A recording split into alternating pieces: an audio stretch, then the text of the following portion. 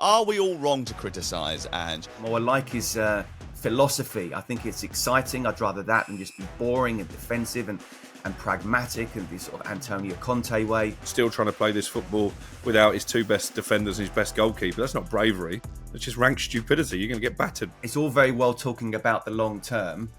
He won't have a long-term job if he carries on like this. You know, he's going to fall on his sword. And Ange Postecoglou has to respect an opponent of the calibre of Liverpool and respect the fact that he's missing several players who are central to his game plan and play a different way. And going toe-to-toe with Liverpool is madness.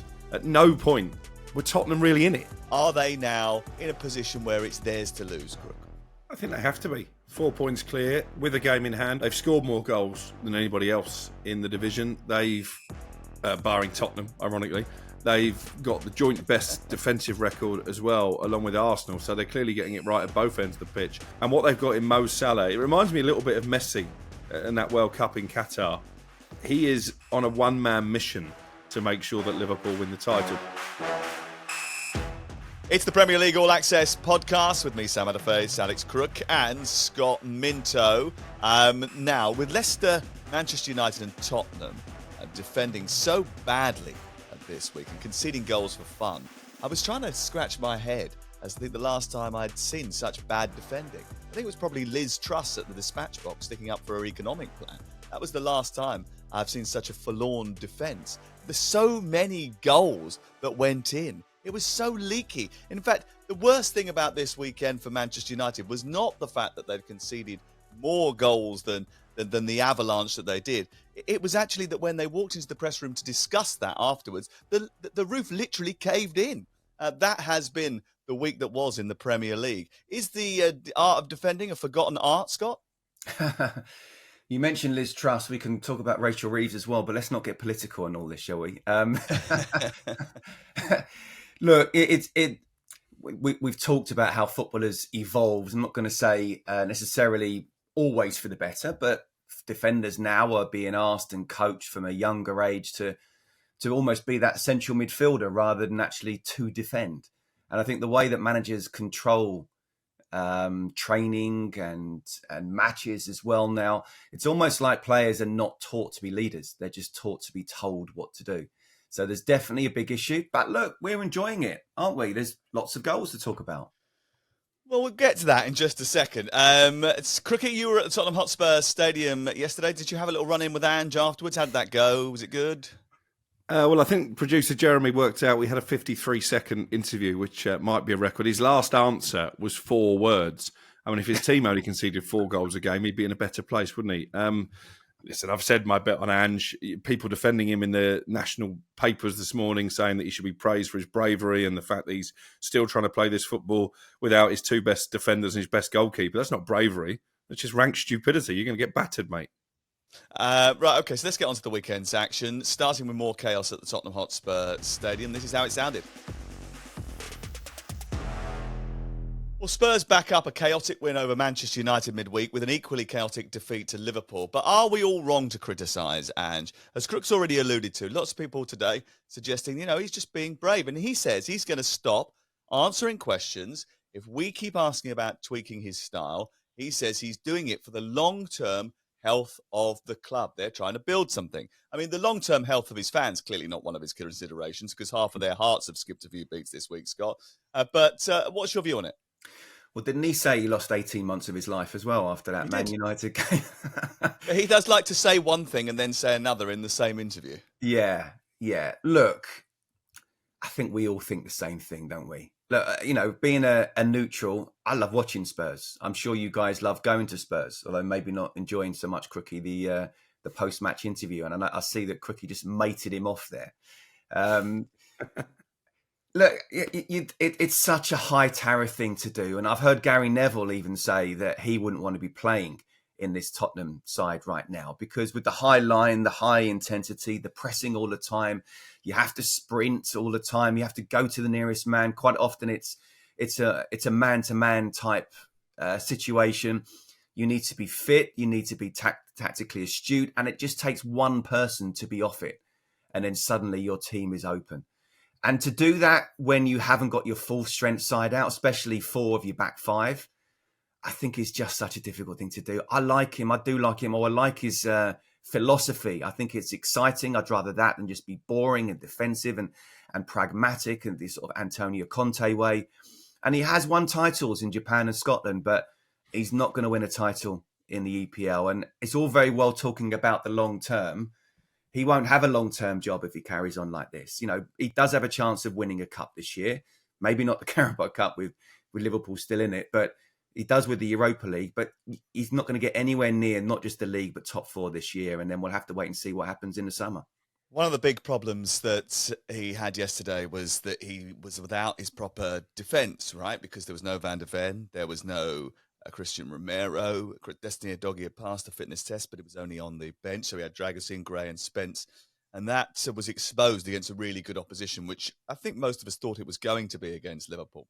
But asking Archie Gray to do what Mickey Van der Ven does is not something that he can do. It's impossible for him to be able to do that. So is it a neglection of duty to try and impose that style on a young kid who's playing out of position? Because I would have thought that if you're in that situation, it's not really good for the long-term health of Archie Gray to sit there and get ripped apart by Liverpool when he's playing in the glare of the Premier League. I would have thought one of the things you would have said was to Pap Sarr and to Yves Bissouma, who was sitting in front of him, whatever you do your best to try and protect those boys because, you know, they're new to the position, they're playing a different style. We need to make sure we give them as much help as possible. Well, they didn't do that. No, I think Alan Pardew said similar, didn't he, on the final word on Sunday night. I felt really sorry for Archie Gray. He wasn't the worst of the two, by the way. Dragusin was much more at fault for the fact Liverpool scored 6 than the teenager was. But you used the word on Sunday during the Sunday session, Sam, respect. And Ange Postecoglou has to respect an opponent of the calibre of Liverpool and respect the fact that he's missing several players who are central to his game plan and play a different way. There'd have been no shame for Tottenham in trying to keep that game at 0-0 for as long as possible and look to hit on the counter-attack, as Eric Ten Hag did actually at Anfield last season and came away with a ball draw. He got criticised in some quarters, but if you're not as good as your opponent, you have to try and find a way to negate them, and going toe-to-toe with Liverpool is madness. Thing is, Sam, you know, even after the game up at Goodison Park, what did Enzo Maresca say? And he's someone who was embedded to his 4-3-3. He said, we are learning that you have to play a different game. Sometimes you have to play a different game. And that's where I couldn't be more impressed with Enzo Maresca, considering I know what the philosophy that he has, but he has tweaked it and changes it for different games. And doesn't. And it's all very well saying, this is who we are, mate, and this is what we do. And I'm getting fed up of, well, you're conceding 6, you're conceding 4, you're conceding 3. You can't be expecting to score 4 and 5 to win a game. That's just not going to happen. And I do worry that as much as I enjoy watching his teams play and genuinely do want him to do well, at least win a cup, he's going to fall on his sword. Well, I mean, that all remains to be seen. But one of the things that sort of was sticking in my mind yesterday, and we discussed it on the Sunday session, was when did the game stop being about winning? I know that Arne Slot said something a bit strange in the build-up to the game. I wonder whether if he was just sort of fluffing Angie's ego to sort of, you know, soften him up for the weekend. But he said, you know, everyone talks about trophies, trophies, trophies. His brand of football is so much more important. I was like, you can't mean that, right? Because football has always been about winning. I told this story in the Sunday session about how Terry Gibson, when he was playing in Rod Stewart's made-up Sunday team that played only 10 times a year and invented a trophy to play against a Dave Whelan 11, hired a private jet to ensure that Terry got there from Wycombe Wanderers training because he was so desperate to capitalise on the 2-0 home advantage they'd got in the first leg. You know, football means things because you have to win, right? Okay, winning is everything about it. I was reading a book, it's called Analysing Football. It's by a esteemed coach. And the first line of it is don't fall into the mistake that many coaches and managers fall into, which is we're playing well and we did this metric brilliantly. The ultimate metric is the scoreboard. I can't believe that isn't a thing. The atmosphere was weird inside the stadium with Tottenham fans as well, because there was some it's a really poor protest, to be honest. It was the smallest protest I've ever seen. There were a few balloons released a minute after they'd fallen behind because they wanted to protest about Daniel Levy's 24 years in charge. But when they got it back to 5-2, I think it was, all of a sudden they were singing "Come on, you Spurs," and it was like they genuinely believed that they were going to get something from the game. I think you sent a private message last night. At no point, considering it was only 3 goals in the end, at no point were Tottenham really in it. Well, You know, the conventional wisdom is that this is a thrilling game and it was great and there was loads of goals and it was so brilliant. But it wasn't edge of your seat drama. There was no jeopardy in this game at all. Liverpool should have and could have scored a lot more goals in the match. They just switched off. I'm not saying it wasn't fun. I'm sure people were having fun watching 9 goals go in. It was fun. We were having a great time listening and talking about it. But it wasn't Liverpool 4, Newcastle 3. It wasn't the World Cup final of 2022. I mean, there were a lot of goals in those games, but they meant something. These goals didn't mean anything. By the end of the game, people were scoring goals and we were almost laughing at it. And I think that was the general view because there was no jeopardy, was there? I mean, is it an unpopular opinion? No. I was dipping in and out because I was out and about listening to you, Sam, listening to both of you on the Sunday session. So I didn't watch the game until later. And then I switched off when I started watching. I thought, I'm not going to look at any sort of messages. And I sent the message, didn't I? And that you said on air, how can a team score 3 at home and yet never be in the game? It's ridiculous. It was just... And look, Liverpool for me, and we should absolutely touch on them, and I know we will, were sensational. And they look like champions right now. They really do. But then even more so, how well they're playing at the moment. The fact that they had that extra day's rest. The fact that they made 8 changes in midweek. The fact that they are so good right now. Why not just tweak it? But he's embedded himself so much into this is who we are. This is what we do. I'm looking for the long term. It would almost be people be looking at him saying, what you doing if you change? And he's almost got himself between a rock and a hard place now. And again, I don't see in the long term it being a good ending for him. Oh, look, I mean, he's not going to change. And he thinks you're an idiot if you ask him to. Yeah. He really is dismissive of that. I mean, I actually spoke to one of the interviewers last night who I thought had quite an awkward exchange with him. And the guy said to me, actually, no, we had a relatively good conversation after that. You only just saw a little bit of it. But he's sticking your interview, Crook, and we will hear that at some point. The interview that he did with Match of the Day and the interview that he did with Sky, and in the press conference itself, he had the same line pre-prepared, which was, I'm not going to keep answering questions about this. I'm going to stop talking about it, because if you can't see what is obvious, then there's no point in me pointing it out to you. Which, again, it's okay thinking that reporters are not on your wavelength. I get that. We're not. We're not as qualified as he is to assess a football match and to analyse one. I completely get it. But we're asking the questions because the supporters demand answers. They want answers. They want an explanation. And if you're not communicating that well enough for them all to understand and for all of us to understand, then I'm afraid you're going to continue to be questioned. You took the words out of my mouth. He's not there to answer our questions. He's there to answer questions that we're putting on behalf of the supporters. Actually, again, listening to the phone-in on Sunday night, there was one Tottenham fan who hit the nail on the head. He described it as arrogant. I think he doesn't have to be held accountable for the fact that his kamikaze football sees Spurs languishing in the bottom half of the table. They've conceded more goals. They faced more shots than any team in the Premier League in the month of December. He's got to take some responsibility for that.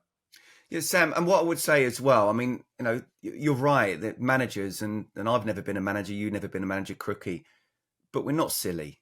This is pretty obvious stuff, and it's not even asking on behalf of the fans, which you are, but this is just so obvious. It's like, can you not see the scoreline and how many chances actually you're conceding? He doesn't look at the scoreline, mate. He doesn't look at the clock or the scoreline. Well, even if he looked at the game without actually the ball going over the line, Liverpool could have scored 10. Oh, it was... it could have been 10-4.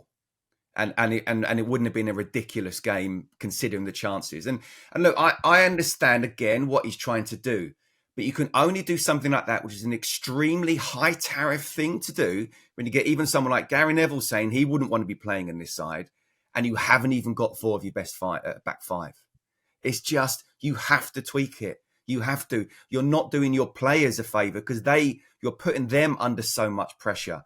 And it's, for me, it's unneeded as well. So it's all very well having this philosophy, but the squad isn't strong enough to deal with this philosophy. And at times you have to tweak it. And the Liverpool game was one of those. Okay, let's talk about Liverpool, because you're right that Liverpool is top of the league. They're cruising. They look like champions. They've got a great squad. Arne Slot's done brilliantly. He's seamlessly walked in after Jurgen Klopp and revived this side. And a team that actually at one point last year looked like they're going to win the quadruple, or certainly were in with a chance of winning the quadruple, even if they maybe didn't go up and end up winning enough, certainly made an impact on the city of Liverpool and the club this year by just tweaking little bits here and there. Now, if you look back at the last 6 years, Arsenal, Liverpool and Liverpool in 4 of those years have what in common, Scott Minto? Top of Christmas. And? Didn't win it. Yes, so 4 of the last 6 leaders at Christmas have not won the league. The 2 that did, Liverpool in 1920 when they won the league by a mile, and Manchester City in 21-22. Over the course of time, if you go back a lot further, it's more of an indicator that you win the league if you're top on Christmas Day. The last 4 times a team has come from behind to win the title on Christmas Day, it has been Manchester City. Safe to say it's not going to happen this time around, I don't think, and we'll talk about that game in just a second. But with Mo Salah playing as he is, 15 goals, 11 assists in the Premier League before Christmas Day, that's quite amazing. Are they now in a position where it's theirs to lose, Crook? I think they have to be. 4 points clear with a game in hand, albeit a Merseyside derby, which is going to be emotionally charged at Goodison Park. They've scored more goals than anybody else in the division. They've, barring Tottenham, ironically, they've got the joint best defensive record as well, along with Arsenal. So they're clearly getting it right at both ends of the pitch. And as good as Mo Salah was yesterday, he wasn't the only one. I thought Luis Diaz was sensational. I thought that the midfield trio, actually, of Gravenberch, Szoboszlai and McAllister were all superb as well. You got both fullbacks chucking in crosses from the 2 wide areas. So I think they've got it all. And what they've got in Mo Salah, it reminds me a little bit of Messi in that World Cup in Qatar. He is on a one-man mission to make sure that Liverpool win the title, be it because maybe it's his last year at Anfield, or be it just because he's happier now under Arne Slot than he was towards the end of Jurgen Klopp's reign. If he stays fit, I don't see any way that Liverpool get reeled back in. Well, we'll look at some of the contenders in just a moment. Aston Villa, Manchester City was a brilliant game on Saturday, and we'll discuss that as well. We'll look quickly at Chelsea too. Lots to talk about for the rest of Sunday now. Vitor Pereira hits the ground running at Wolves, and things go bad to worse for Ruben Amorim and Manchester United. I was at Old Trafford on Sunday, knocked out of the cup midweek, thrashed by Bournemouth at home a few days later, and to make matters worse, the actual roof caving in on Amorim during his post-match press conference. Manchester United are in a horrible place, and Ruben Amorim is a great communicator, brilliant at talking. After the game, he was, saying, "Got to stick with us on this journey, and we know the fans are suffering. We know we've got to win short term, but also build for the long term."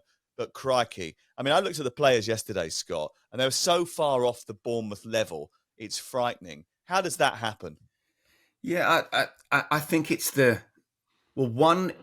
pressure of playing for Manchester United and realising, what's gone on in recent years and not just under Ten Hag, but for the last decade or so. That Manchester United shirt weighs so heavy right now. It's unbelievable. But you obviously also have a manager coming in who's trying to completely change the system. And, people are still getting used to it. And he's still rotating and finding out who's his best 11, basically, and who can play that. On top of dealing well with what's happening with Marcus Rashford. I looked at that central midfield, which I think is key. I always say, you win games in both boxes, and that's most important, but you control the tempo and how you want to play in midfield. And I looked at Kobbie Mainoo and Agate, and I thought, well, that's going to be going forward the 2 central midfielders that he will want. And yet, you were telling me, because you were at the game, no control of the game at all. Kobbie Mainoo was miles off it. And if you haven't got that, and then you also haven't got the protection for the 3 in front, it's just a recipe for disaster. But still, as good as Iraola's been, as good as Bournemouth are right now, and they've beaten some big teams already this season, they've been sensational. You cannot be losing 3-0 at home to Bournemouth at Old Trafford. But it's also, there is, again, a bit more of that sort of idea of, should we have just changed a little bit the way we play? We know that Bournemouth are brilliant, high pressure, and they turn the ball over high up the field. Do we need to? Especially in terrible conditions, by the way. The weather was awful. The wind was swirling around in the first half, playing balls across the box, high balls across the box that was dropping from the sky because they were caught in the wind. Don't put yourself under more pressure than you need to. React to the circumstances of the game. Surely, you know what Bournemouth are going to do. It's pretty telegraphed. They've been doing it for a year and a half. And also, and this is a big issue for me, no control is one thing, because Manchester United have always thrived in chaos over the last few years, even under Ten Hag. They love the chaos moments. Look at that Liverpool game, the West Ham game, the Fulham game in the FA Cup, all those matches. They love that. They love the chaos because they've got good players who can produce individual moments, but they don't do enough as a team. But they're missing so many chances, Crook. They never score any goals. Okay, they scored 3 goals against Tottenham, but, everyone does that. But they don't score enough goals. Last year, they were the lowest scorers in the top half of the table. The year before, they were the lowest scorers in the top 6. This year, when it comes to the crunch, they're just not putting away the chances. Yeah, but that comes down to the fact the squad's not good enough. And I do feel for Ruben Amorim because I'm not sure even he realised the severity of the situation that he was walking into. He's been left utter dross, really, not just by Ten Hag, but by several predecessors. There are just too many players who are not fit for purpose. If you're talking about Manchester United in terms of being a top 6, top 4 challenger, they look miles off that at this moment in time. And it's going to take several windows to fix that. And I'm not sure it is easily fixable because, as we've spoken about on this podcast, they're right up against it when it comes to PSR. So I don't really know where the money is coming from.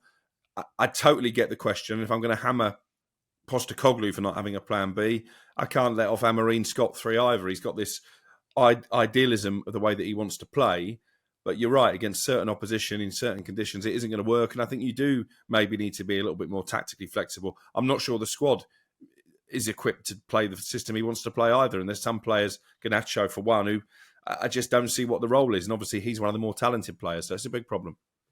So Scott, how much blame is on Ruben Amorim? Because he obviously didn't recruit all of these players, but he does keep changing them every single game. Another 6 changes this weekend, 6 changes for the cup tie in midweek. If you continually keep changing that many players and using 5 substitutes in every match, you're basically changing every single member of personnel throughout some point during the match, aren't you? I mean, how do you build combinations in that rhythm?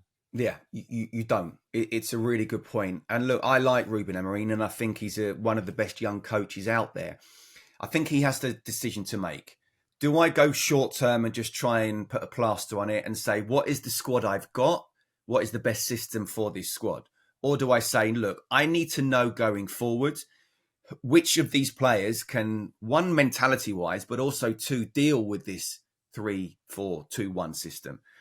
And while it's horrible to see if you're a United fan, and Crookie's got a constant frown on his face all the time, and I don't blame him at all. My life philosophy is look long term. I think you have to look long term. I agree with that. And there does come a point though where he's got to make a decision, because how do you get those results in the short term? You hit the nail in the head by saying you get people to have relationships on the pitch.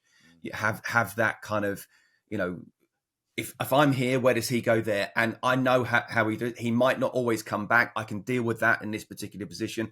It's very nuanced. So, look, it's not been the start that he's wanted, and clearly he wanted it to be a lot better. But I still feel that he's got to realise, and I'm sure he's already speaking to the hierarchy, in January I want to do this, in the summer we've got to do this. But he does take a little bit of the blame, because there comes a point where you can't be making 6 changes and 5 subs week in, week out. I think he's got to get some players in January, maybe just 1 or 2, just to help him out, people that he knows and he can rely on.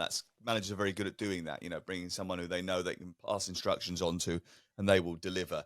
I think he's then got to decide who he doesn't want, and he's got to get rid of them, or he's got to push them to one side. He's got to be ruthless, because you have to be a bit nasty in this business as well. I was listening to Ian Holloway talk about the biggest mistakes that he's made, and he said one of the biggest ones was walking into Leicester, having too many players and not deciding, I'm only going to use this group. It's what Maresca's done brilliantly.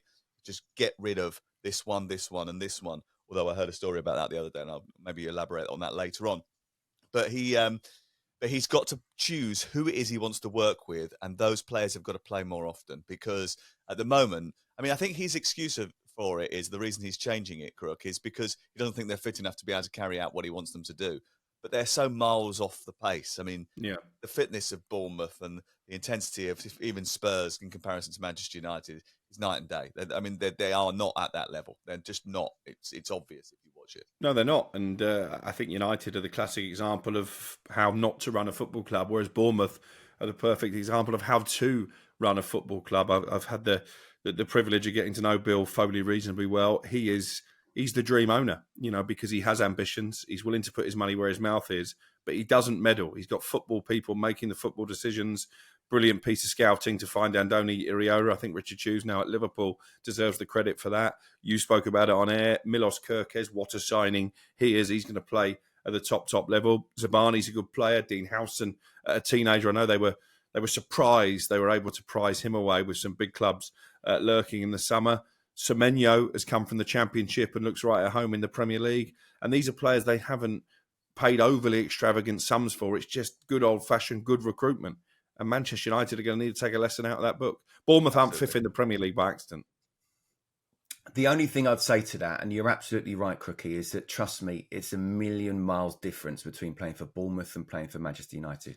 There's a different weight of expectation. There's a different level of pressure and scrutiny. The mentality is everything. And when you even hear about Alan Shearer talking about having lacked confidence at different times or at times in his career, or how important confidence is, you just know that thing between your ears is absolutely key. And it's not just about talent. And that is key. And it's absolutely well worth pointing out. But also, there are better players in that Bournemouth team than there are in that Manchester United teams in certain positions. So, for example, you look at their left back and you look at the left back that's playing for Manchester United, you probably would have recruited, when you're doing your big study with your algorithm, those two probably come up. Malacia and Kerkez probably come up in the same filters.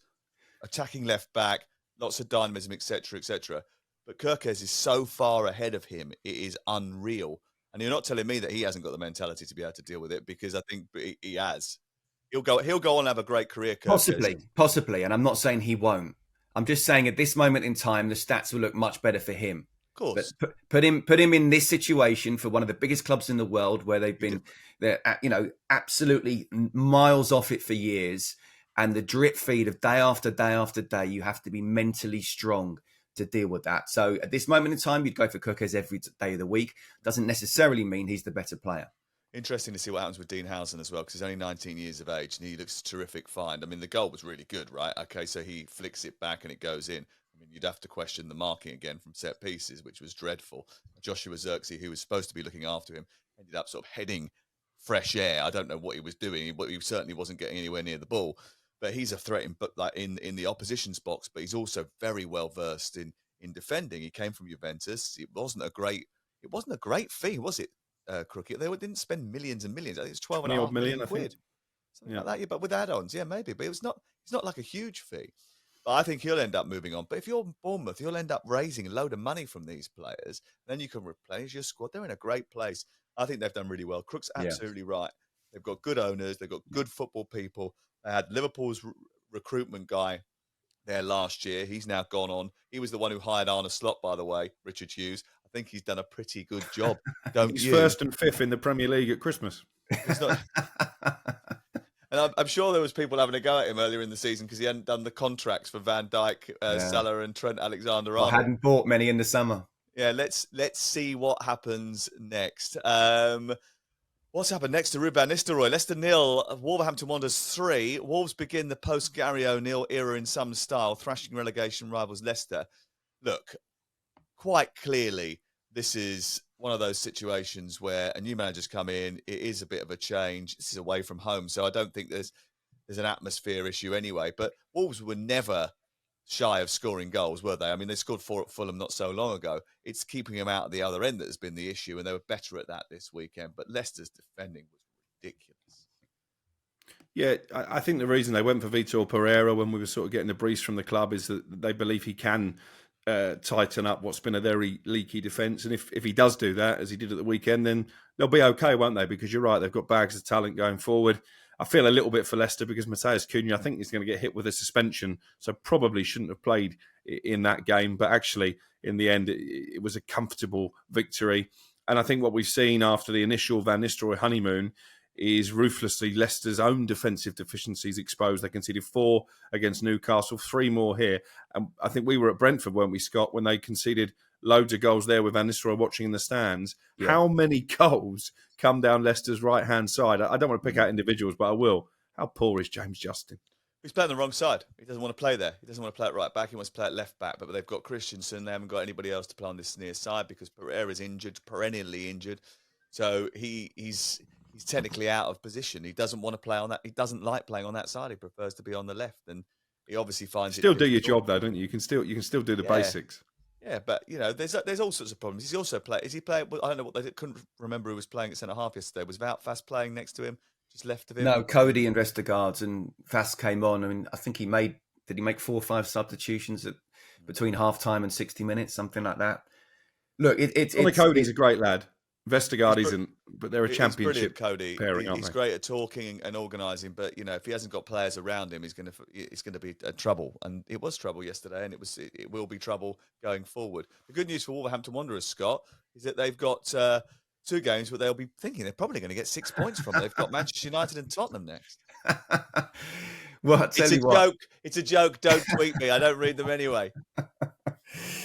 Look, it's the perfect start for him. We talked about him last week, and I sort of came to the conclusion that I've no idea how this is going to go. But what a brilliant start!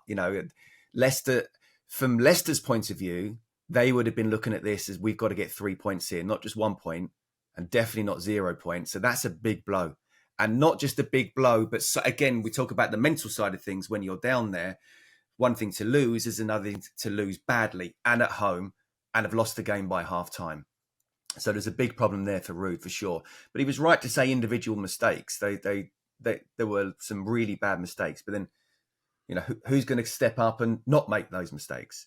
In terms of Wolves, that was massive. That was massive. Interesting, he went with 3 at the back. We know that Gary's flirted between 3 and 4 during the season. And if he does sort, you're absolutely right. If he does sort the defensive side out, then they will score goals and they will get away from trouble. What are we thinking in terms of the amount of games, Crookie, that Cunha could get? Because he will get banned, won't he? Oh, he's definitely going to get banned. I mean, we've had the advisory. He's 3 games by the FA, 4. But he was he gave his written reasons, didn't he, on Thursday? He had till Thursday to respond, and then no one heard anything from the FA after that. I think they all went on their Christmas do and then didn't come back to work on Friday. So no one said anything. That meant he's got the opportunity to play all over Christmas now because no one's going to do any work between now and then. Wow. So, but I think he's going to get back. I mean, you can't go up to someone, push them in the face, a member of staff, and nick their glasses. I mean, Crookie wouldn't even do that down the pub on a Friday night. I'm a lover, not a fighter, so no danger of me doing that. But yeah, it is bizarre. I don't see why these things can't be dealt with quickly. He should have been charged on Monday. He should have had until Tuesday to respond. They should have made a decision on Wednesday. It's not difficult, is it? Yeah, but again, going back to the psychological side of a team that's been down there and as almost fighting opposition during the game or after the game, that was massive. As bad as it was for Leicester, and it was really bad. That was really good for Wolves. And look, you joke, but you only say it in half jest. There's 2 teams they're about to play that are very vulnerable. So if he works hard, which I'm sure he will, Pereira gets them right, if the players do the right tactics, why can't they do what Bournemouth did? Very much Yorkshire pudding, turkey and cranberry sauce for those Wolves players this week. I wouldn't have thought. They'll be in training, preparing themselves for Manchester United at home on Boxing Day and then Tottenham Hotspur after that. Quick word on Chelsea, because we're still on Sunday. They missed the chance to go top, albeit briefly, away at Everton. And unusually for them, Scott, they couldn't find a goal. Yeah. Everton are a difficult side to break down. Just ask Arsenal. I think out of the last 7 matches, it's 5 or 6 clean sheets they've kept. So clearly Sean Dyche is saying, listen, let's just don't worry too much about scoring. He talked post-match that the balance between scoring and keeping a clean sheet is very difficult. So what do you do if you haven't got prolific goal scorers? You concentrate more on the defensive side. This is just another game, Sam, where you and I will turn around and say that Chelsea aren't ready. Exactly. It's a difficult place to go, Goodison Park, under a well-organised side. It is for Chelsea. It's the worst place for Chelsea to go. Chelsea hate going there. Chelsea can't wait for it to be knocked down. Yeah. Unless you're Didier Drogba, of course, who's scored a worldie or two. It's a long time ago now. It was a long time ago. Scott. But it says everything, doesn't it, about Chelsea? They're ahead of the schedule at the moment. I think Liverpool are the standout team. I really do. Yeah. One of the things I wanted to ask you about after Sunday's matches and before Sunday's matches was this love-in that we've got from all the managers now, right? So Arne Slot thinks that Ange Postecoglou is brilliant, loves it, and his brand of football is wonderful. Ange Postecoglou said the same thing. Sean Dyche was responding to comments from Enzo Maresca. Enzo Maresca saying how great Sean Dyche was and how brilliant he is at getting them organised. Sean Dyche going, well, I think he's brilliant. He's great. What's happened here? Is the season of goodwill broken out? Is there a Christmas spirit floating around the Premier League, or what? What's happening? What's happening, Crook? This is not. You don't like this, do you, Crook? You hate this kind of stuff. It's like a light show at a football match. It's not for you, is it?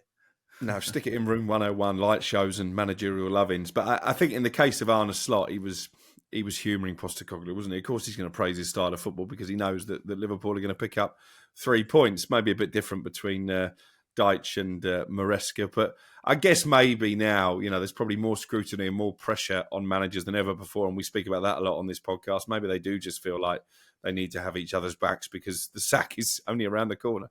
It is. In fact, it's just 2 days away and Santa will be delivering his presents. And then he will unload it on Boxing Day and give you 10 live commentaries. I'll be at Manchester City and their away day slump continued this weekend. Well, I've got to say, Villa, brilliant. They were absolutely superb on Saturday and they truly deserved the 3 points. They were good without the ball in the first half. They sat off, they soaked up the pressure, then struck. And in the second half, they just bossed the game entirely. They had better possession, they had loads of shots, they were great. Until the last few minutes where it just went silly because City were gambling. They were completely in control of the match. I thought they were terrific and they deserve a lot of praise before we get into having a go at Manchester City's setup. Crook? Yeah, I agree. I mean, I was tipping City to bounce back in this game just on the law of averages, really, but I underestimated Villa, who were just as good probably on Saturday as they were in this fixture last season. Morgan Rogers, the case of the X coming back to haunt you, and I saw a lot of Bournemouth fans actually using it to beat Scott Parker with because he was on loan at the Cherries in the Championship and didn't get a look in. But what a player he's been for Aston Villa. I thought they dominated the midfield battle. I think City were lucky it only finished 2-1, actually. They could have been 3 up at half-time, couldn't they, Villa? Don't underestimate how good that goal is. That goal is terrific, the one that he scores that clinches the game. He picks it up 10 yards outside his own box. He slaloms his way through several Manchester City players, gets into a good position and then thinks, do you know what? I've got to lay this off because I've got too much pressure. There isn't a route to goal for me. Does lay it off, then goes for the return. And the finish is great. It's really calm under pressure. I thought he was, I said in the commentary, he's come back to take on Manchester City. They let him go. He wasn't good enough for them, but he's definitely the villain of this piece. And he was the star of the show. Scott, you sat next to me throughout the whole game, and both of us were, we were gooey-eyed over his performance. Yeah, we were. And if he hadn't have laid it off but found a way to score from when he picked up the ball to the end, it would almost be up there with George Weah. That goal that he would scored. Have been Maradona. Yeah. 86. Honestly, Sam, and I'm not one for sort of making massive statements, but I did come away thinking the confidence that he's got at the moment, the ability, the awareness, the assist making, as well as the finishing, which actually makes it look so simple, but the top players make it look simple. It wasn't what he did to let it run across his body. First touch, brilliant. And then second touch, bang, giving Edison no chance whatsoever. And I came away thinking, look, I think you even mentioned it on air about, England and the international setup. If, and I don't think he can, but if he was able to reproduce that on a week in, week out, he's my England number 10. And I put that in front of Cole Palmer and Phil Foden and even Jude Bellingham. I'd have to find different positions, certainly for two of those three. He was that good. He dominated the game, and not just in terms of scoring and assisting, but just the way he controlled the game.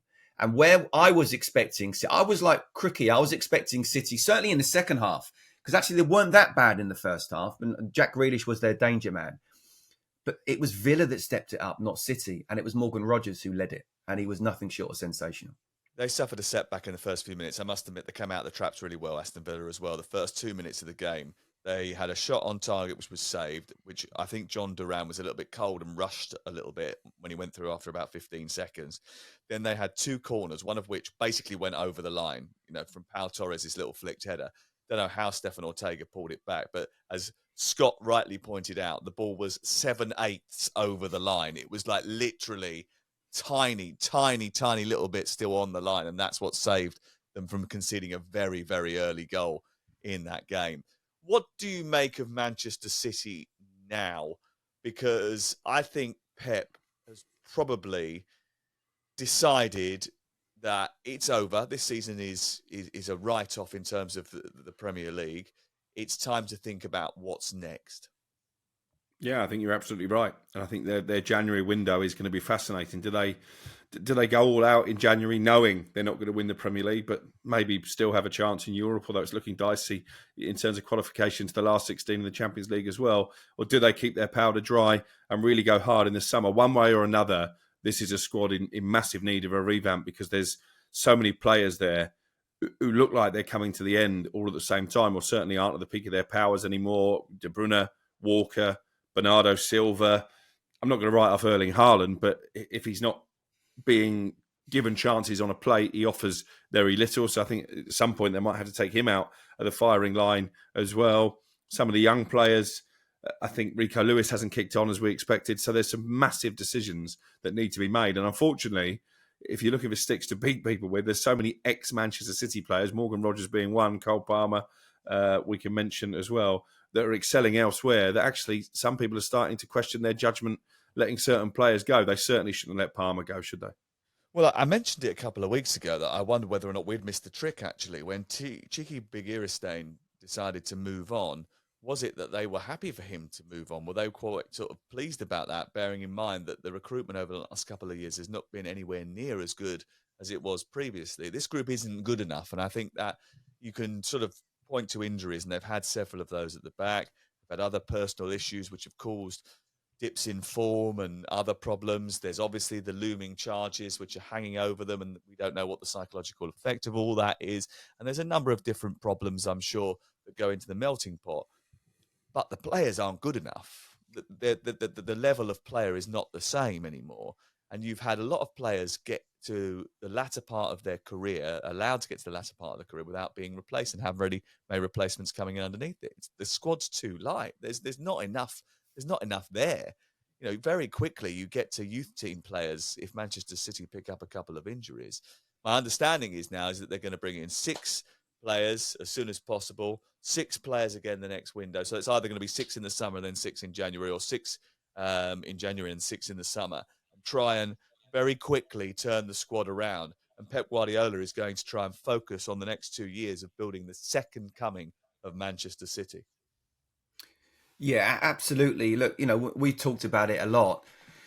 They've gone mentally at the moment. I mean, it's one thing to have one win in 12. It's another thing to have lost 9 of those games. And some of those games they've lost heavily as well. And when you've got, one of your defenders saying, when we concede, it feels like it's our destiny to lose. It's really not good. Again, I talk about that grey matter. Before the Tottenham game in the Carabao Cup, would anyone have said within a couple of months, everyone's going to be saying that these players have gone, and some even questioning Pep and saying that he should go, which I'm hearing on radio phone-ins. Look, he's just signed a new 2-year contract. It was a mistake, with hindsight, to not strengthen the squad. He's even admitted that. But then how ruthless would that have been? And Sir Alex Ferguson did it. And if they'd have somehow not started well, people would have said it was the wrong decision.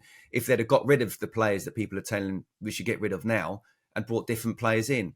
But the bottom line is this is not good enough. It's not a title challenge right now anymore. It's just a race to get into the top four. I wouldn't be surprised, although they still might not even qualify for the playoffs of the Champions League. Yeah, but I wouldn't be surprised if by towards the end of the season, they've got themselves back on track a little bit more. And then in cup competitions, which seems strange to say, they can go on and win the Champions League. I would not rule that out. But at this moment in time, it's let's sit down. What do you need, Pep? And don't forget, they made a lot of money, the most money in the sum of all the Premier League clubs in terms of the finances and the transfer window. So PSR is not a problem for them. Interesting to see what happens. He doesn't like January. He says they don't get any good players in January. He's only ever signed one player in 7 years, and that was Aymeric Laporte. And that players who aren't playing are the only ones that are available. So it's a difficult pond from which to fish. But let's see what happens. I definitely think there'll be a big churn. Maybe not in January, but definitely then over the summer for Manchester City.